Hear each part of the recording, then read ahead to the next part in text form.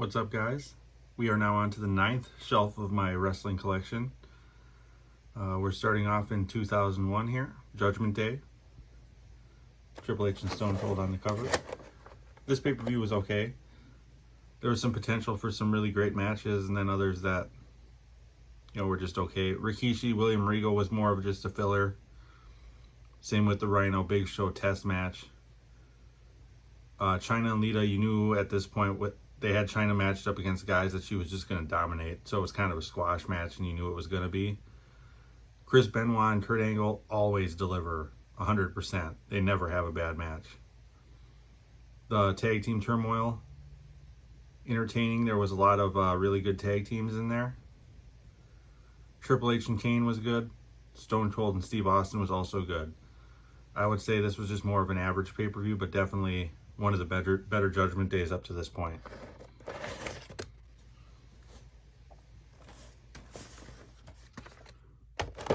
Then we've got King of the Ring 2001.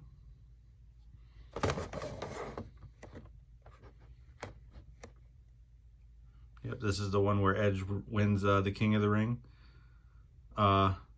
This King of the Ring was good.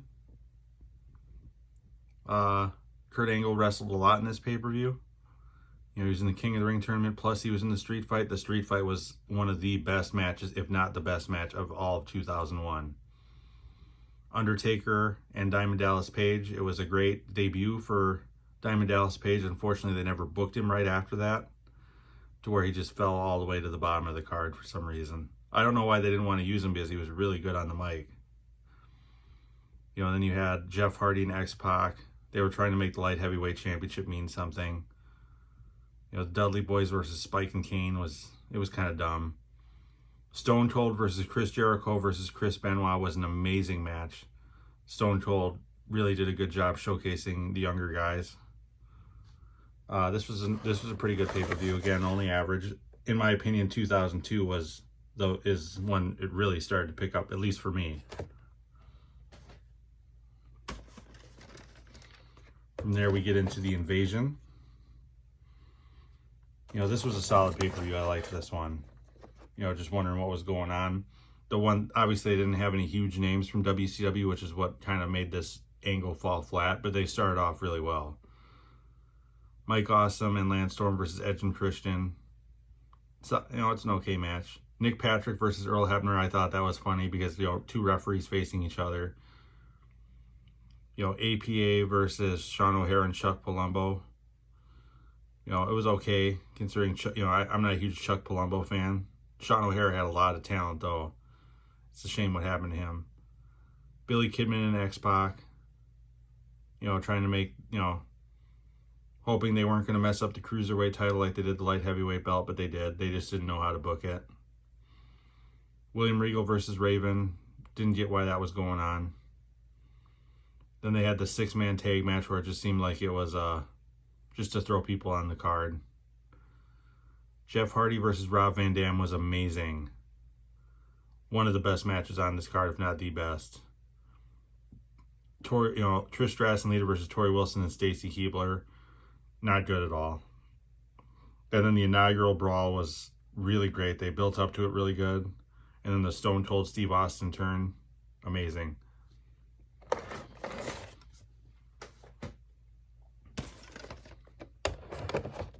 Then we've got SummerSlam 2001, when The Rock comes back. They definitely needed The Rock to come back at this point with turning Austin to the other side.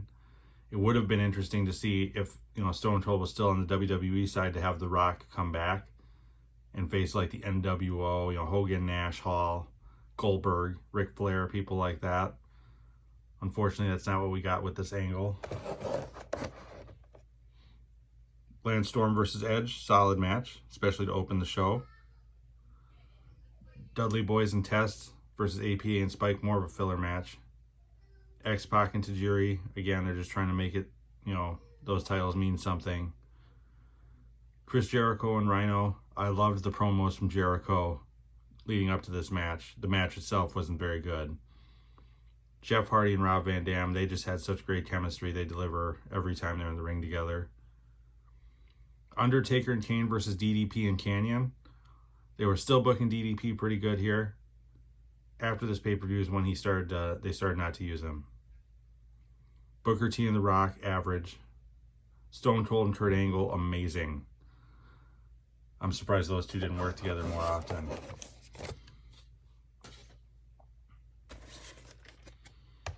And we've got Unforgiven 2001. Stone Cold and Kurt Angle, amazing again. The Rock and Booker T, still average. Edge versus Christian was an interesting match. At this point, Christian didn't have all of his confidence yet. Edge was starting to get there. Rob Van Dam and Chris Jericho, okay. You know, hardcore matches are not Jericho's deal. Undertaker and Kane versus Chronic. Chronic was supposed to be the hottest tag team coming out of WCW, but then you just kind of realize the only reason why they were hot was because everyone else was worse than them in WCW. You know, four-team match for the tag team titles. I loved the Hurricane when he got with Rosie in 2003. Absolutely spectacular, must-watch TV. But these were all just kind of, you know, besides the Hardy Boys and the Dudley Boys, everyone else was just kind of thrown together. Tajiri versus Rhino, you know, horrible. Perry Saturn versus Raven. If this was back in WCW when they were both in their prime, this match would have been absolutely fantastic. Average pay-per-view. Then we've got No Mercy. Card for this one was a little bit more solid. You know, Kane versus Test was more just a filler to get Kane on the card, I'm sure. Hardy Boys versus Lance Storm and the Hurricane. Lance Storm and the Hurricane were not a good tag team. Christian versus Edge again in their Forte ladder match. This was better than their last match. Dudley Boys versus Big Show and Tajiri. You know, it was just a match for Big Show to look good. The Rock versus Chris Jericho. Their promos on each other were awesome. Their match was okay. And then it was another Stone Cold versus Kurt Angle match, but they threw Rob Van Dam in there, and you just didn't know which way Van Dam was going to go. And was he going to help the Alliance? Was he not? I loved that. That match alone made this card worthwhile. This was a really good pay-per-view.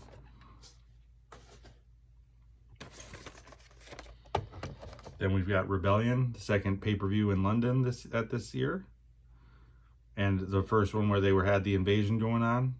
You know, you knew nothing huge as far as invasion-wise was going to happen here because it was in London. You know, Edge versus Christian again, this time in a steel cage. Solid match. Scotty 2 Hotty and the Hurricane, squash match, no one cared. Big Show versus DDP. God, they weren't using DDP well. APA versus the Hardy Boys versus the Dudley Boys for the WCW tag team titles, and yet none of them were from WCW. That makes sense. Tajiri versus Regal made sense on this because Regal turns to the Alliance.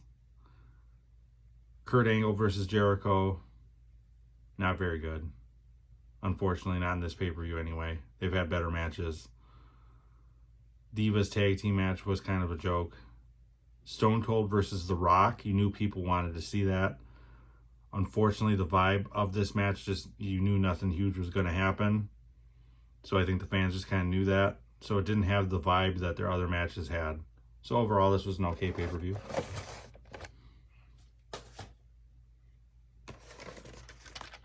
Then we go to one of my favorite pay-per-views during this entire angle, the Survivor Series. They did this really well considering the talent they had. You know, the only talent that was from outside the WWE in the main event was Booker T and Van Dam. You know, that's the only thing that didn't make sense here. Christian versus Al Snow. Solid match. You know, Tajiri versus William Regal again. You know, that feud made sense. Edge versus Test. They were just having the champions face each other. It was an okay match.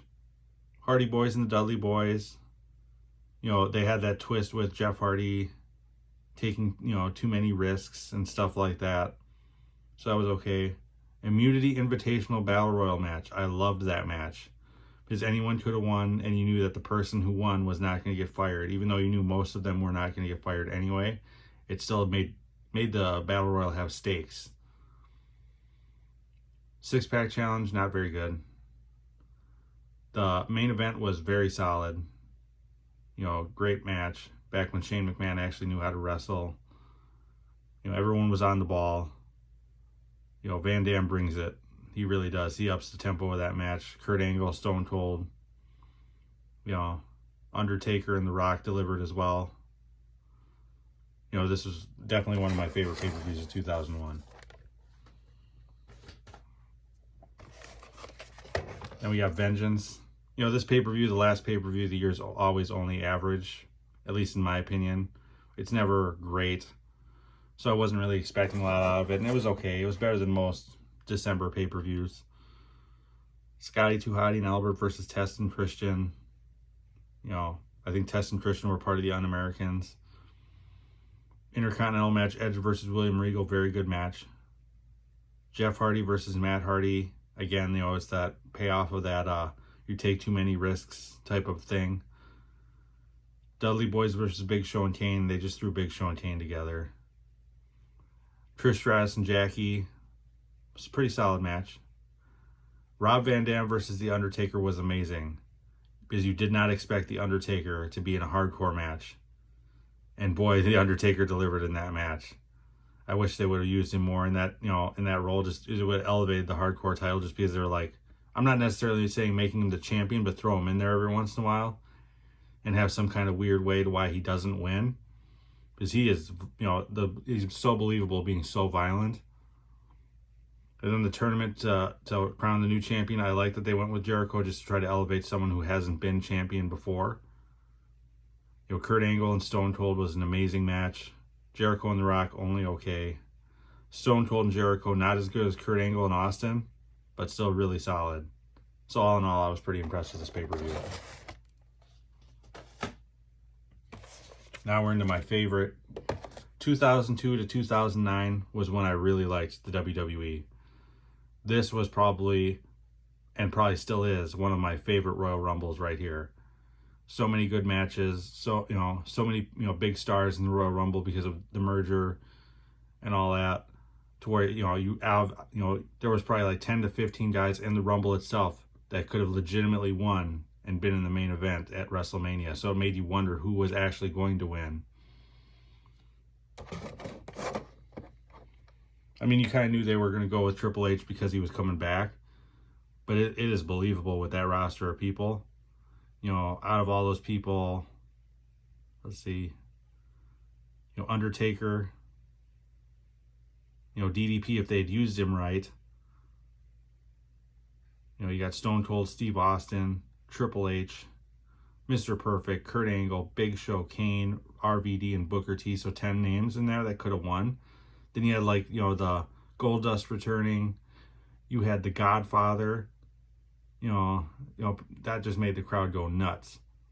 The best part of that Rumble, though, was the Hurricane when he came in, and wrapped his fist around Triple H and Stone Cold's throats, and then they were looking at each other, and then they just clothesline him and throw him out. Amazing part. Also, when The Undertaker gets eliminated by Maven, priceless. No one expected that to happen. The crowd was going bananas when that happened. Chris Jericho and The Rock delivered on this pay-per-view. They didn't have great chemistry before, but they did in this one. Vince McMahon versus Ric Flair, an amazing match. Trish Stratus and Jazz. They finally gave Trish Stratus an opponent who could actually wrestle, so that made that match better. Edge and William Regal, they always have decent matches. Spike and Taz versus the Dudley Boys made no sense to me. They just threw Taz in there. But all in all, I love this pay-per-view. This is when this is when it really started to get really good for me in wrestling. And we go to No Way Out 2002. Amazing pay-per-view, a lot of good matches from Milwaukee.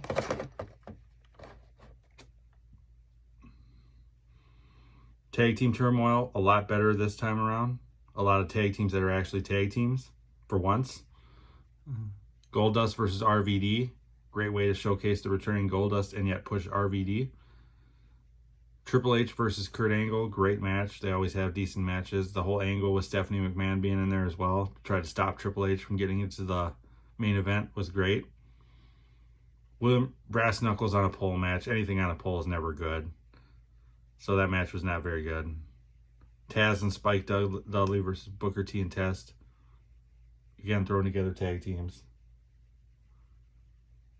The Rock versus The Undertaker. Great match. You know, and they have the whole NWO thing in there too with the NWO, you know, bothering The Rock. Along with Austin. You know, Austin and Jericho, great match. You know, it sets up WrestleMania very good.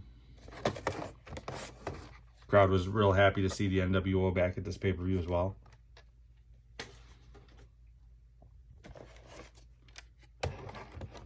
And we had WrestleMania 18. You know, very solid WrestleMania. I thought it was better than 17. 16, I think, is still better than this one, though. William Regal and RVD, great match. DDP versus Christian. It was a joke. They made Christian into a crybaby character who had, you know, tantrums and all this stuff. And DDP they were using as like a motivational speaker, which is why I was saying they really didn't use DDP well. Goldust versus Maven, great match. Maven had such potential. I guess his attitude got in the way of him, you know, going up to the next level. Kane versus Kurt Angle, okay match. Ric Flair versus The Undertaker, great match. Ric Flair showing he still has it. Edge versus Booker T, decent match. Storyline was weird. Fighting over shampoo commercials and stuff, that was weird. Stone Cold and Scott Hall. It felt like Scott Hall didn't want to be there. I don't know why Nash wasn't really wrestling at this point if he was nursing an injury. But, you know, that was only average. It wasn't as good as it should have been. I would have loved to have seen Stone Cold versus Hogan as well. You know, tag team match for the tag team titles. 4 legitimate tag teams for once. The Rock versus Hollywood Hogan, obviously a classic. Everyone knows about that match. Jazz Lita and Trish Stratus, it was your bathroom break match. And then Chris Jericho versus Triple H, not the greatest match, but people were still happy to see Triple H back and get the titles. So like I said, you know, I like WrestleMania 16 over this one. This one had a couple good matches. This is where 16 had almost the entire card of great matches. And finally for this shelf, we got Backlash 2002. This is when they did the brand split, or started the brand split, which was one of the reasons I liked this era as well. They had so many main eventers that they could have 2 full rosters. And they actually kept it a hard split too, to where only Raw people were on Raw, only SmackDown people were on SmackDown. And they lost track of that. You know, they did really well out after WrestleMania 32 on trying to bring that back. And then Vince McMahon just squashed it like a year and a half later, which was stupid. You know, this lineup wasn't so solid. You know, the matches were eh. But after WrestleMania, it's always kind of like that. But you just wanted to see how the brand split was going to work. And Billy Kidman versus Tajiri, at least they're trying to make the Cruiserweight Championship mean something again. You know, Bradshaw versus Scott Hall, that was dumb. I don't even know why they would have him face Bradshaw of all people. Jazz versus Trish Stratus, you know, solid match, especially for the women at that point.